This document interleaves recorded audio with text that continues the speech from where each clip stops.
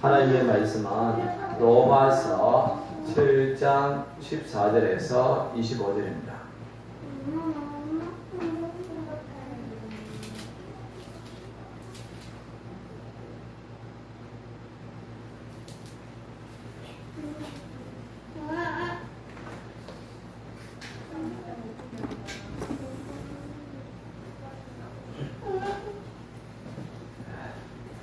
로마서 7장 14절에서 25절.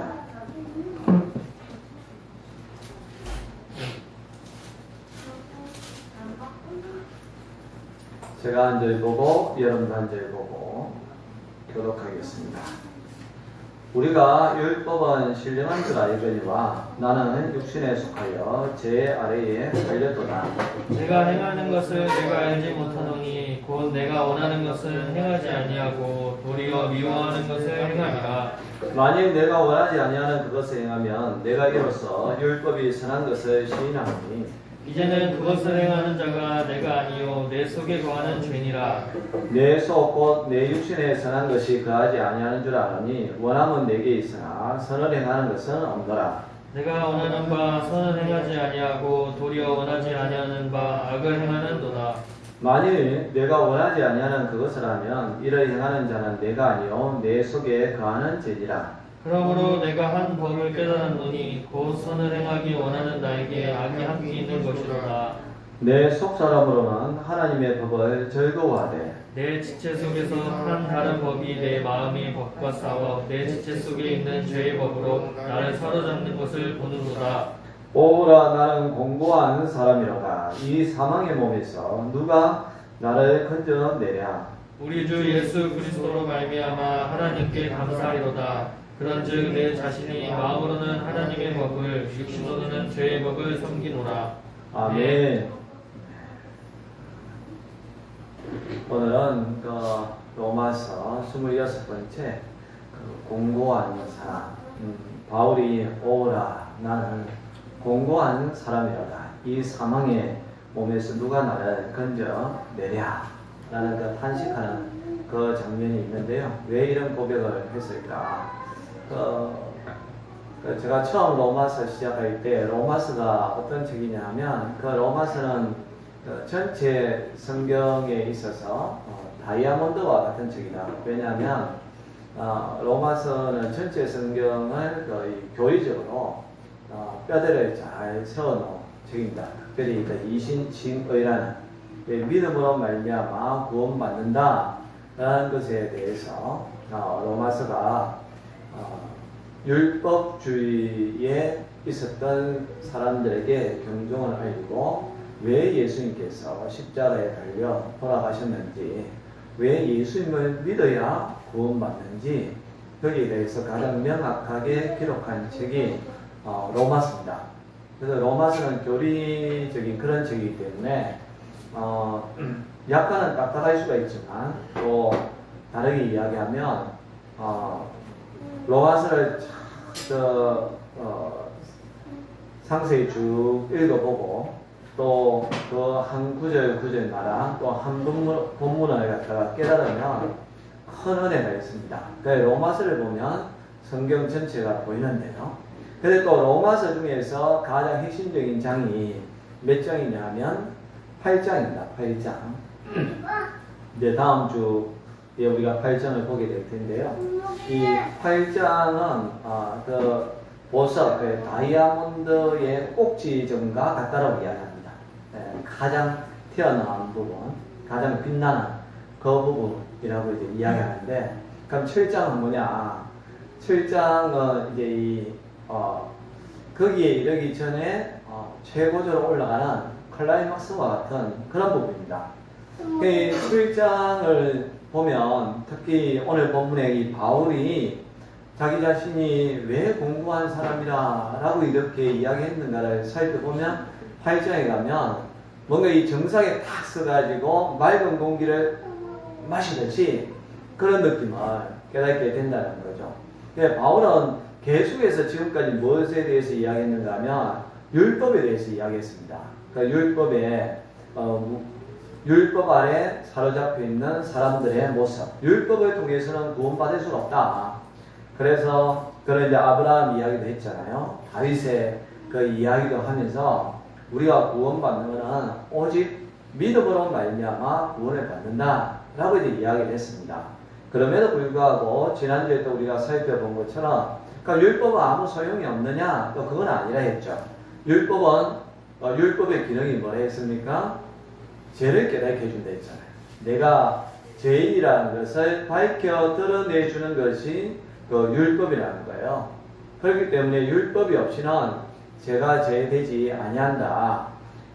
그래서 하나님께서 우리에게 율법을 주신 것은 율법을 통해서 구원받게 하기 위하여서 율법을 주신 것이 아니라 율법을 통해서 내가 죄인이라는 것을 깨닫고 하나님의 은혜를 구하는 거죠. 그러니까 하나님의 은혜를 구하는 그 중간에 십자가가 계신 거예요. 그래서 우리는 십자가에 달리신 예수님을 통하여 하나님의 은혜의 보좌 앞으로 나아가게 되는 것이죠. 바울이 그것을 쭉 이야기를 하면서 이 율법을 알면 알수록 바울 안에는 이 엄청난 이 갈등이 일어난다. 인간의 그 본성에 대해서 오늘 본문에서 가장 완벽하게 이야기합니다. 제가 말씀드렸잖아요. 우리는 성경을 읽으면 은혜를 받아야 되는데 처음에 성경을 읽으면 무섭기도 하고 그래요. 정말 두렵기도 해요. 구약의 하나님을 봐도 그렇고 특별히 계시록, 묵시록의 이야기를 보면 정말 무섭거든요. 또 나 같은 사람이 어떻게 구원받을까? 율법을 읽어볼수록 너무 완벽한 것을 우리에게 요구하고 계시거든요. 그러다 보니까 이렇게 우리가 어떻게 신앙생활을 하지? 그런 거예요. 여러분 우리가 특히 한국 교회는 교회에 와야 되는 날이 참 많습니다.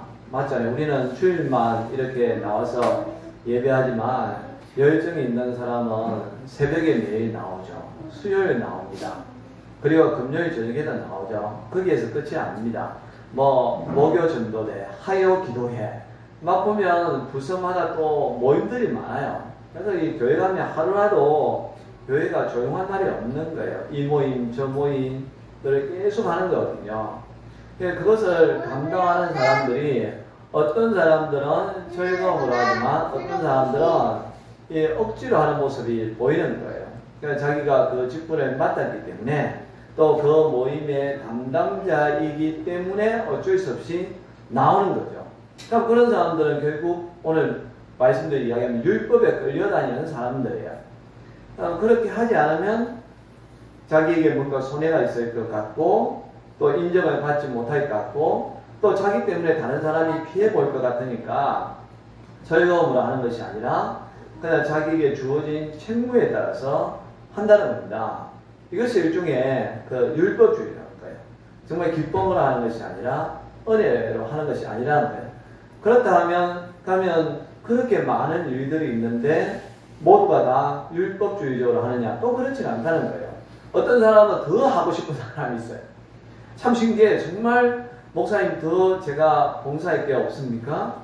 제가 더 교회를 위해서 수고할 게 없나요? 지금 하고 있는 것도 많이 하고 있는데 더 하고 싶다는 거예요. 왜 그렇게 하고 싶냐면 하나님의 은혜가 너무 크다는 거예요.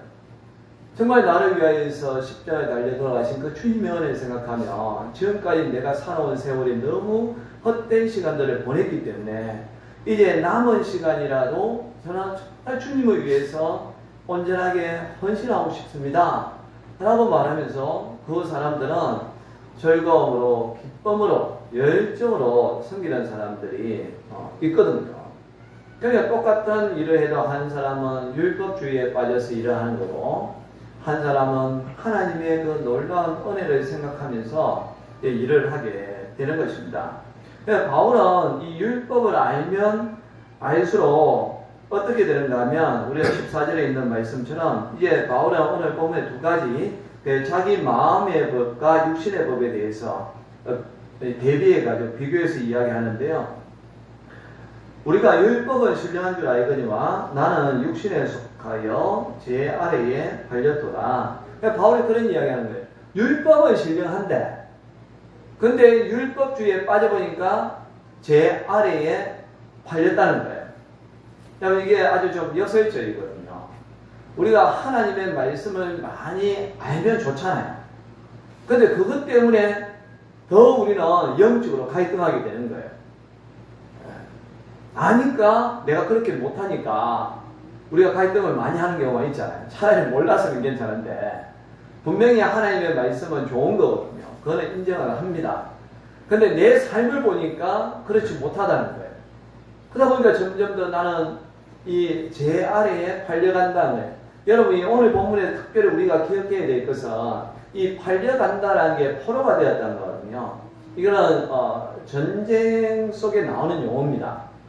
여러분 바울이 왜 이 용어를 썼는가 하면 지금 이 편지를 어디에 보낸다 했죠? 로마 교인들에게 보내잖아요. 그 당시에 로마가 세계를 지배하고 있었고 로마는 늘 전쟁을 일삼는 민족입니다. 그렇기 때문에 그 이태리의 그 수도인 그 로마에 있는 사람들에게 어떤 전쟁의 그런 용어를 쓰면 금방 잘 알아들어요. 우리 게임 좋아하는 아이들하고 대화를 할 때는 게임의 용어를 쓰면 잘 알잖아요. 축구를 좋아하는 사람들은 또 인생을 비유해도 축구에 비유하면 금방 이해를 하잖아요. 그래서 저는 지금 바울은 로마 교인들에게 편지를 쓰면서 이 전쟁과 관련된 용어를 많이 씁니다. 왜? 로마에 살고 있는 사람들은 이 전쟁을 늘 그냥 일상화되어 있고 또 계속해서 이 정복을 하고 또 로마의 어떤 군대가 세계적인 그런 군대로 정평이 나 있기 때문에 이 군대의 용어를 쓰면 금방 이해하거든요. 여기에서 오늘 14절에서도 바울이 쓰고 있는 제 아래에 이 팔렸다라는 게 원래의 뜻으로 하면 포로가 되었다는 거예요. 이 율법 아래에 있는 사람들, 그 율법은 정말 신령한데 결국은 보니까 율법에 끌려가더라는 거예요. 포로가 되어서 잡혀가는 신세가 되고 말았다는 것이죠. 그래서 15절을 보면 바울은 자기가 무엇을 행하는 것을 알지 못하는데 내가 원하는 것을 행하지 않냐고 도리어 미워하는 것을 행한다. 네. 바울은 자기가 율법을 철저하게 지킨다라고 했지만 근데 자기를 돌아보니까 자기가 원하는 것을 행하지 않냐고 미워하는 그것을 행한다 라고 이야기합니다. 여러분 정말 그렇습니다. 우리가 성경을 알면 알수록 정말 내 어떤 힘을 통해서 하나님의 말씀을 지키지 못한다는 것을 깨닫게 되는 거예요. 저도 지금도 마찬가지입니다. 목사가 여러분들보다 그래도 신앙생활도 오래 했었고 또 성경도 어쨌든 여러분들보다 더 많이 알고 있잖아요.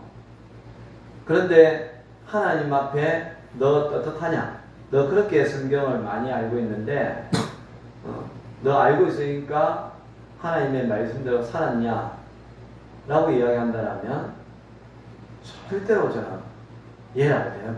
도리어 차라리 몰랐으면 좋겠다. 그 생각이 들어요. 지금도 그래요. 차라리 내가 성경을 몰랐으면 하나님 앞에 제가 몰라서 그랬습니다라고 할 텐데 성경을 지금 알고 있거든요. 어떻게 살아야 되는지 알고 있음에도 불구하고 돌아보면 지켜야 하는 것보다 지키지 못한 게 더 많다는 거예요. 그럼 뭐 저랑 같이 살고 있는 가족들이 알 거예요. 예. 뭐 우리 아들도 가끔 그러더라고요. 목사님이 그러면 돼요. 그렇죠. 할 말이 없는 거예요. 예. 근데 그게 인간의 모습이라는 거예요.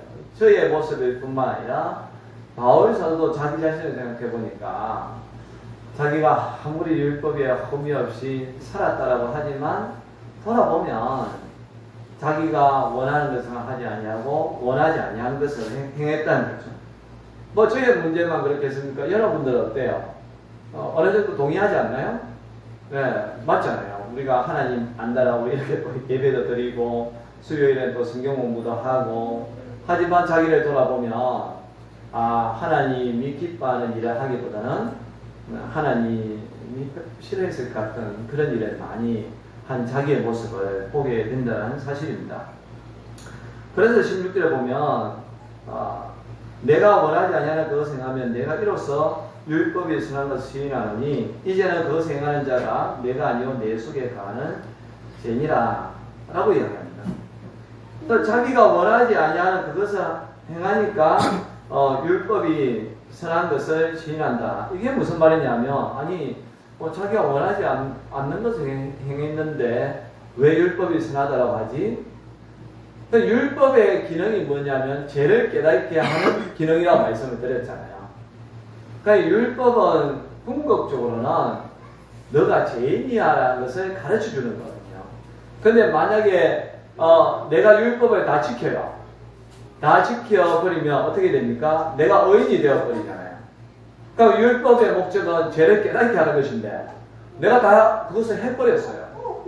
다 행해버리면 사실 율법의 기능하고 빈당하는 거잖아요. 율법은 우리를 죄를 깨닫게 하는 것인데 내가 율법을 지켜서 완전해버렸으니까 율법을 통해서 구원도 받아버리니까 그러면 예수님이 이 땅에 오실 필요도 없고 우리가 예수님을 믿을 필요도 없잖아요.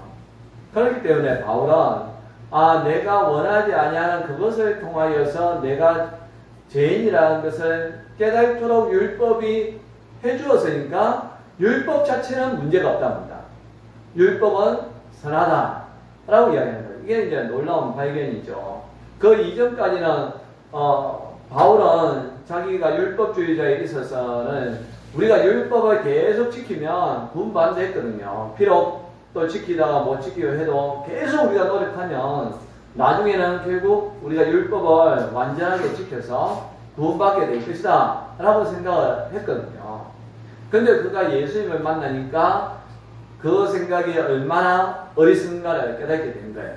율법이라는 것은 인간을 완전하게 하는 것이 아니라 우리 인간이 얼마나 큰 죄인이라는 것을 깨닫게 해주는 것이 율법의 기능이다 라고 오늘 고백하고 있는 것입니다. 그래서 바울은 내가 이 율법을 지키지 않는 것은 내 속에 거하는 죄라는 거예요. 이 죄성, 죄가 얼마나 무서운가를 이야기해주고 있는 거예요. 우리 인간은 본질적으로 성악설입니다.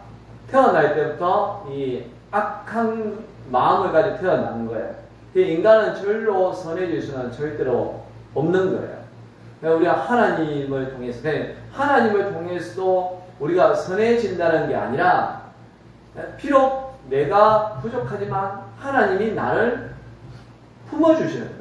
마치 부모가 자식이 완벽하지 않아도 품어주잖아요. 우리도 계속 이야기하잖아요. 아이에 대해서 그건 우리 부모도 아이 흉을 볼 때 많잖아요. 그런데도 불구하고 또 이제 결론은 먼저 이야기하면 또 그렇게 이야기해요. 그래도 우리 아이는 명품에 대한 욕심이 없어서 좋다. 그러니까 우리 아이는 공부는 못하지만 처음에 막 공부 못한다, 막 뭐라 했다가 나중에는 뭐라 이야기합니까? 공부는 못하지만 되게 착하다. 예의가 바르다. 그리고 시키는 건 잘한다. 순종을 잘한다. 라고 이야기하잖아요. 그 말은 뭐냐면 부족하지만 그래서 나는 우리 아이를 사랑한다 라는 거거든요. 그냥 하나님도 같다는겁니다. 우리가 어떻게 하나님 앞에 완전할 수가 있겠어요? 설령 우리가 예수님을 믿는데 해가지고 내 자신이 완전해지느냐? 그럴 수는 없습니다. 우리 인간은 본래 본성적으로 악한 존재입니다. 여러분, 우리 에덴 동산 같이 그 완벽하게 선하게 지어진 그곳에서도 하와와 아담이 무너지잖아요. 그 뱀의 그 한마디 유혹에 넘어지는 게 인간이라는 거예요.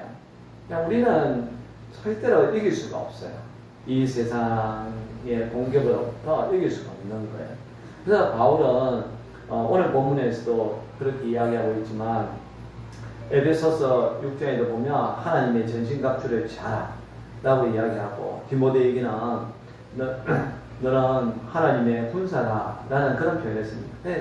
바울은 늘 전투적인 용어를 써요. 우리가 신앙생활 하는 건 정말 영적으로 깨어있지 않으면 언제 적이 우리를 기습해가지고 무너뜨리듯이 사단이 우리 영혼을 갖다가 넘어뜨릴 수 있기 때문에 우리는 늘 영적으로 깨어있는 사람들이 되어야 된다라고 이제 바울이 이야기하고 있는데, 결국 인간의 그런 죄 때문에 절대로 우리는 율법적으로 완벽할 수가 없다는 겁니다. 도리어 그 죄 때문에 우리는 율법에 넘어진다는 거죠. 이것이 율법의 그 선한 기능이면서 또 율법의 무서움이라는 겁니다. 그래서 우리는 늘 하나님의 말씀을 배우지만 우리는 하나님의 은혜를 구하면서 하루하루 살아가는 사람들이 되어야 됩니다. 그래서 18절에 보면 자기 자신도 선한 것을 하고 싶답니다. 그러니까 원함은 내게 있지만 선을 행하는 것은 없다는. 이런 우리도 똑같잖아요. 우리도 하나님의 말씀대로 살고 싶고 하나님의 백성대로 살고 싶잖아요. 아까 우리 종교 형제도 고백했지 않습니까? 말씀 들을 때는 오늘 하루 이렇게 살아야지 하지만 막상 살아보면 또 돌아보면 오늘도 역시 내가 말씀대로 살지 못했구나 깨닫는 것이 우리 인간의 마음이에요. 그런 누구에게나 그런 마음이 있다는 겁니다. 그렇지 않으면 또 그 사람은 교만해질 수밖에 없는 거예요. 그래서 19절에 보면 자기가 원하는 것은 선을 행하는 것입니다. 그렇지만 원치 아니하는 바 악을 행하더라는 겁니다. 이 또한 20절에는 죄라는 거예요. 자기가 그렇잖아요. 나는 내 마음은 하고 싶어요. 뭐 아침에도 일어나고 싶고 교회에도 또 일찍 오고 싶고 또 교회에 더 많이 봉사하고 헌신하고 싶죠. 그런데 막상 선택은 어느 쪽으로 가느냐 하면 육신 따라 간다는 겁니다. 자기의 이익을 따라서 간다는 겁니다. 그건 바울 자신의 삶을 보아도 그렇다는 거죠. 그러니까 바울은 자기가 어떻게 보면 그렇게 율법주의에 빠져 있었을 때는 정말 율법을 자기가 지키겠다는 것보다는 그걸 통해서 남들에게 인정받고 싶어 했던 자기의 욕망이 있었다는 겁니다. 이게 율법주의의 위험성이라는 거예요. 그래서 바울은 율법이라는 게 결국은 자기의 의를 드러내는 거라고 이야기하거든요. 열심히 하나님을 섬기고 교회를 봉사하고 그래서 남들의 인정을 막 해주면 결국 그것을 통해서 자기의 의를 드러내고 자기 자신이 교만해진다는 것, 그걸 깨닫게 되었다는 거예요. 그래서 저도 매일 큐티 묵상을 하는데 지금 고린도 후서를 하는데 바울이 11장과 12장에서 자기는 자기의 그 약한 것을 자랑한다 라고 이제 이야기하잖아요. 과거에도 저는 그 말씀을 통해서 정말 바울 대단한 사람이다 그 생각을 했는데 이번에 묵상하면서 참 제가 이 은혜를 받았던 게 뭐냐면 왜 그 이야기를 했느냐. 그게 결국 고린도 교회 내에 유력한 자들, 그 유력한 자들이 누군가 하면 그 사람들입니다. 은사주의자들이란 거예요. 그러니까 방언을 하는 사람들, 예언을 하는 사람들, 병을 고치는 사람들, 또 잘 가르치는 사람들, 구제하는 사람들, 얼마나 좋은 은사입니까? 근데 그 사람들이 나중에 그걸 통해서 차기를 드러내더라는 거예요. 그래서 그걸 가지고 서로 비교하는 거예요. 내 은사가 더 좋은 은사라고 하면서 자기를 막 드러내고 자기 사람들을 만들려는 거예요. 그래서 그 중에 일부는 막 이제 바울을 갖다가 공격하는 그런 사람들까지 생긴 거예요. 그러니까 바울이 그 사람들을 보면서 자기는 자기의 약한 것을 자랑하겠다라고 이야기하는 거예요. 왜냐? 그런 사람들이 드러내는 것 이상으로 바울은 자기도 보면 이 삼층천, 그 영적인 그 체험을 했을 뿐만 아니라 심지어 바울은 죽은 자도 살리는 그런 능력을 가졌지 않습니까? 그럼에도 불구하고 바울은 그런 자랑은 아무 소용없다는 거예요. 도리어 우리가 자랑할 게 뭐냐면 바울이 무엇을 자랑했습니까?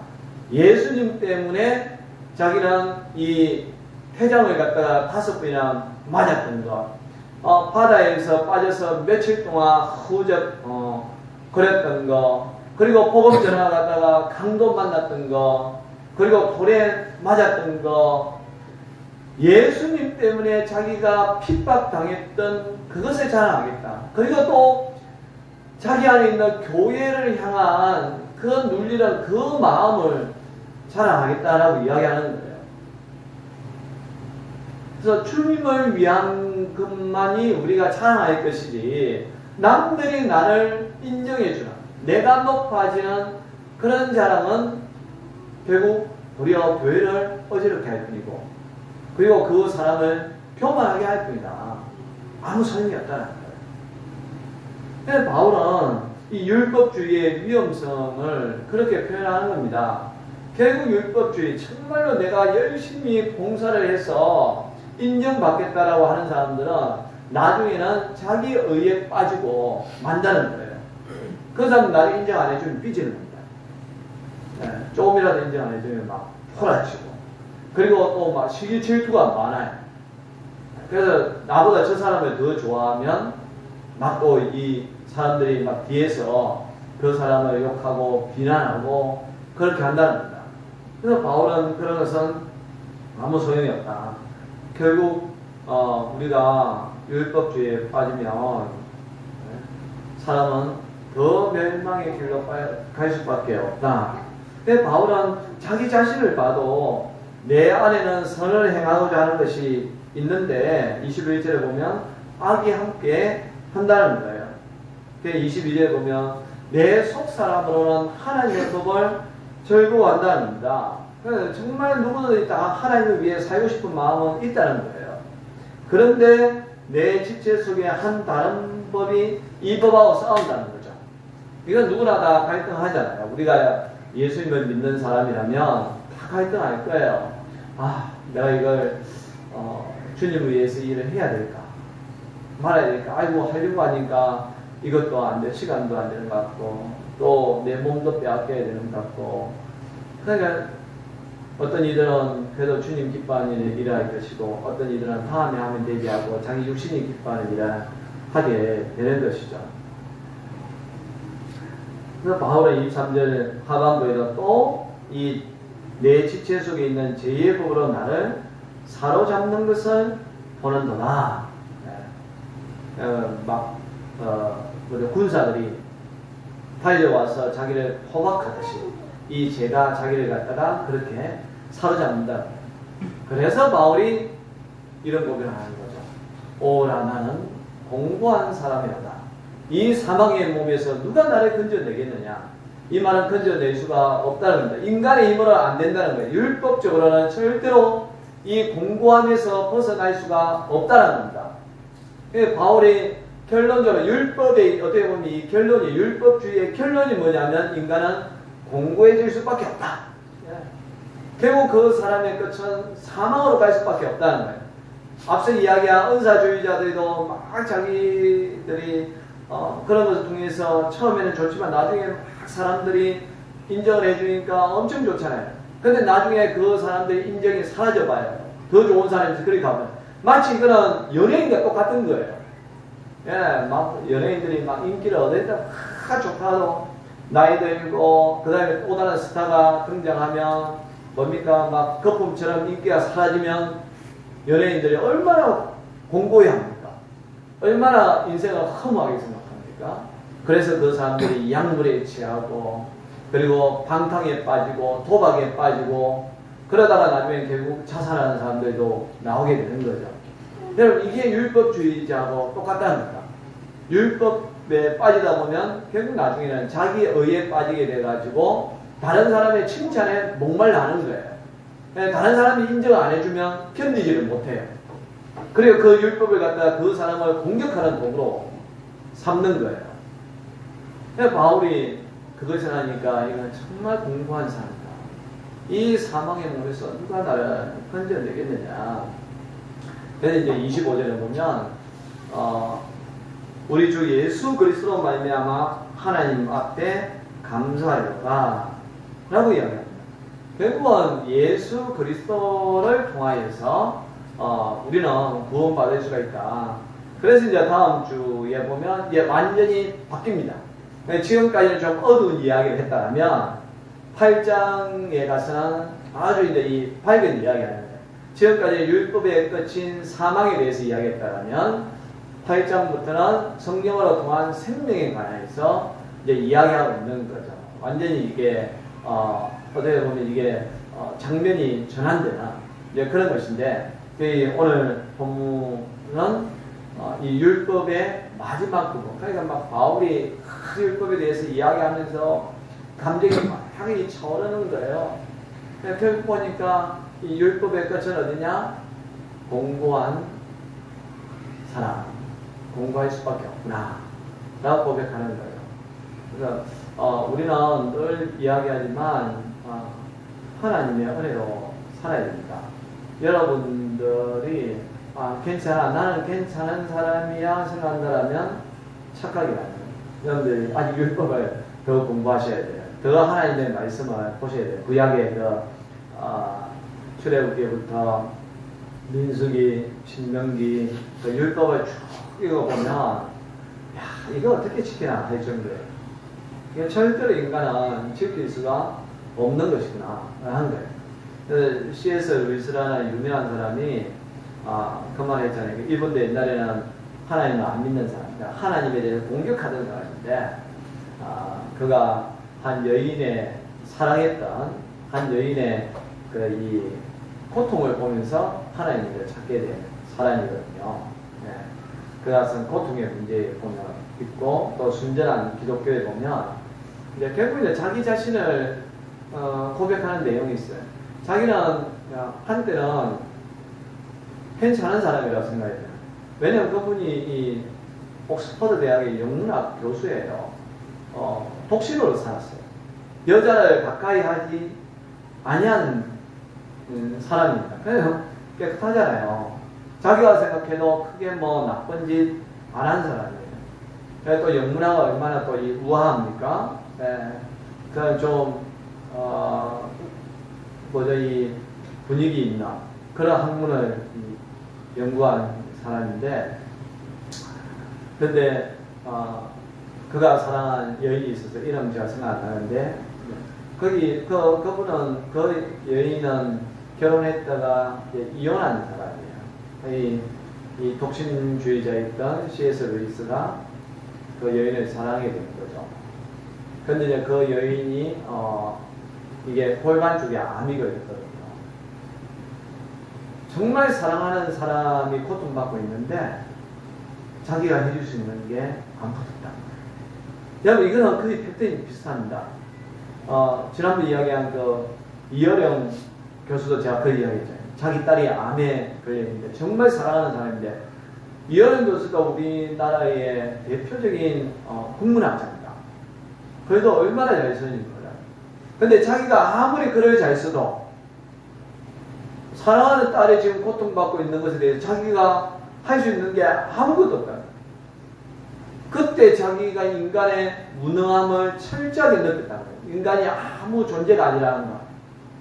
정말 사랑하는 사람에게 아무것도 할 수 없다라면 지금까지 내가 쓴 글이 무슨 소용이 있고, 지금까지 내가 남들에게 존경받았던 게 무슨 소용이 있냐는 거예요. 정말 내가 사랑하는 사람에 대해서 아무것도 할 수 없는데. C.S. 루이스도 그런 고백을 하게 되는 거예요. 그런데서 자기 자신을 바라보니까, 내면 속에 바라보니까 그는 이렇게 고백합니다. 내 안에 동물원이 있습니다. 그러니까 사자와 호랑이라든지 온갖 무서운 짐승들이 내 안에서 들끓고 있다는 것을 그가 진정으로 예수님을 만나기 전까지는 몰랐다는 거예요. 자기는 좀 착한 줄 생각했다는 거예요. 또 나만큼 이 정도 살면 도덕적으로, 윤리적으로 크게 문제가 없다라고 생각했는데, 하나님의 이 성령의 빛이 자기 마음속에 비춰보니까 자기 안에 온갖 더러운 짐승들이 살고 있다는 것을 자기는 깨달았다. 그래서 그분도 예수님을 통하지 아니하고서는 인간은 절대로 구원받을 수 없다. 믿음을 통하지 아니하고서는, 하나님의 은혜를 통하지 아니하고서는 인간은 절대로 구원받을 수가 없다라는 것을 고백하고 그때부터 이제 기독교로 바뀌잖아요. 그래서 그분도 앞서 이야기한 순전한 기독교라든지 고통의 문제라든지 기독교를 변호하는 책을 써가지고 많은 사람들에게 모조리 하나님을 만나니까 그렇게 이제 인도를 한 거죠. 바울도 마찬가지, 물론 바울이 먼저 그것을 고백을 했죠. 마르틴 루터도 마찬가지입니다. 그가 왜 이신칭의를 이야기했겠어요? 결국 자기도 율법적으로 살아보려고 하니까 안 되는 거예요. 살면서 할수록 더 자기 안에 허무함이 있고 심지어 우울증이 찾아온다는 거예요. 고행을 한 겁니다. 심지어 막 계단까지 자기가 기어서 올라가고 막 그렇게 한 거에 예수님의 그 고통에 참여한다 해가지고 막 그렇게 해도 자기 안에 그 의무는 풀리지 않는다는 거예요. 그러던 어느 날 다 로마서를 보는데 로마서 1장 17절에 다 꼽히는 거예요. 오직 의인은 믿음으로 말미암아 살리라. 이거구나. 그 이전까지는 교황의 어떤 지시라든지 교의주의, 그 교회에서 뭔가 지시하는 게 율법이 되어서 그것에 따라야 구원받는다고 생각했는데 아니야. 믿음을 통해서 구원받는다. 그래서 그가 종교개혁 운동을 했지 않습니까? 우리도 마찬가지입니다. 바울도 지금 그 이야기하고 있는 거거든요. 우리가 고백했거든. 그걸 우리 하나님 말씀을 알아야 돼요. 그래야 내가 얼마나 큰 죄인인가를 깨닫는 거예요. 그래야 우리가 더 하나님을 의지하거든요. 매일매일 우리가 살아가는 것은 하나님의 은혜를 사는 것이다. 또 우리가 구원받는 것도 행위가 아니라 믿음으로 구원받는 것이다. 이런 그 고백을 가지고 하루하루 살아가시는 저와 여러분들이 될 수 있기를 주님의 이름으로 축원합니다. 우리 약할 때 강함 대신에 찬양하겠습니다.